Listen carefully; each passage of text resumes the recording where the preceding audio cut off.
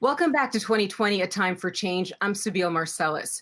President Trump's positive coronavirus diagnosis has upended the presidential race. Trump has pushed for lawmakers to pass standalone stimulus bills that would put stimulus checks directly into the pockets of Americans and save thousands of jobs in the U.S. airline industry. But he's been met with skepticism about his mental health as he undergoes treatment. House Speaker Nancy Pelosi, arguably the most important person at the stimulus negotiation table, aside from President Trump, has questioned whether or not President Trump is suffering from the side effects of his coronavirus medical treatment. Joining us now is Congressman Bennie Thompson of Mississippi. Now, Congressman, millions of Americans are facing financial devastation as we're dealing with the coronavirus pandemic. Now, Black workers are among the hardest hit.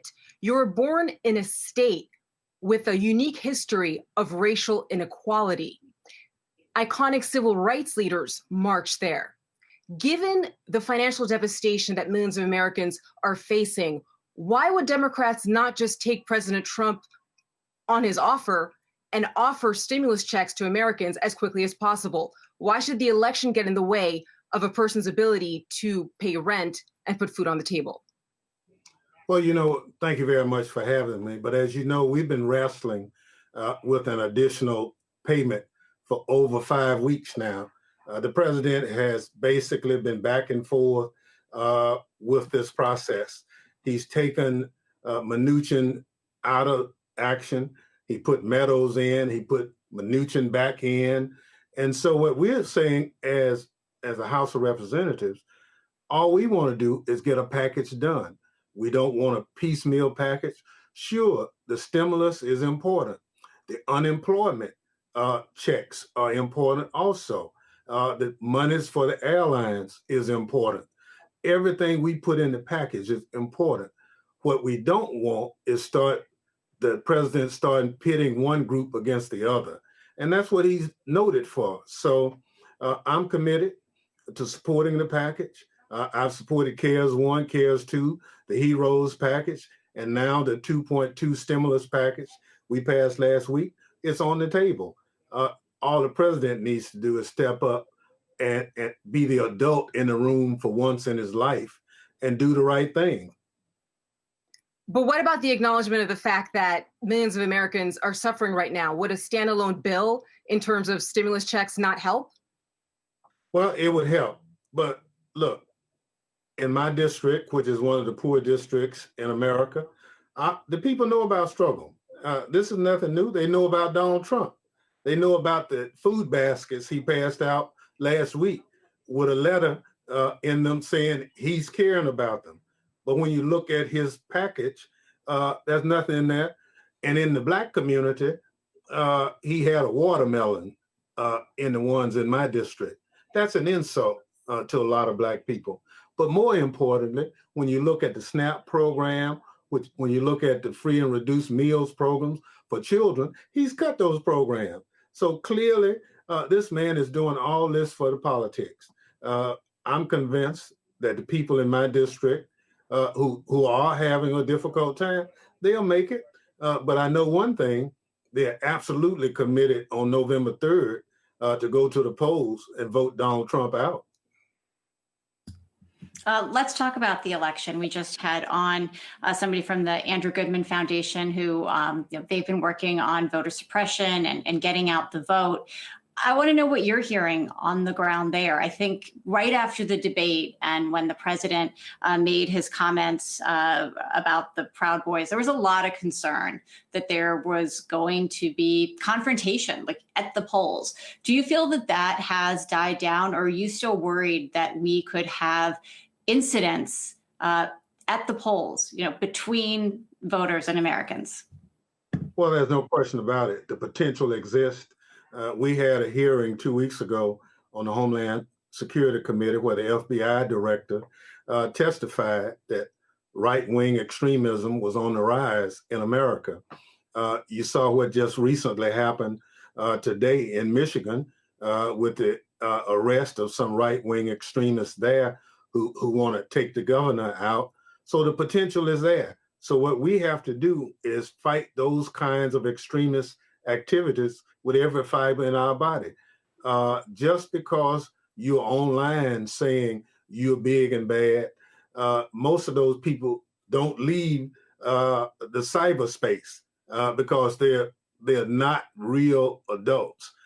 We are prepared from our standpoint as Democrats, as Americans, that if those individuals show up harassing voters, I'm convinced that the election officials and the authorities are prepared to deal with them. Nobody is afraid of Donald Trump and his tweet storms. We will make sure that in America, Americans decide who their leaders are at the ballot box. You can't do it on Twitter. I'm sorry, Mr. President. You're going to have to get out the White House, go meet the people when you are, what should I say? When it's safe for you to come out, because right now you have a problem. And I think that problem is causing you to make a lot of mistakes. So I hope he gets well, but I don't want him out of the White House before the doctors say he's well. But beyond that, in America, we settle our differences at the ballot box. My area is an intimidation area historically, but I can tell you the excitement is there. I'm having a call later on today with all the presidents of the student government here in the state of Mississippi, getting them riled up, make sure that they go to the polls and vote. What we've done in terms of our homework, every historically Black college in the state of Mississippi is also a voting precinct. So we have taken all of the resistance in terms of transporting people 8 and 10 miles away. We put those voting precincts right on the campus. And if you know, we put them in the student union. Sooner or later, every college student matriculates through the student union on a daily basis.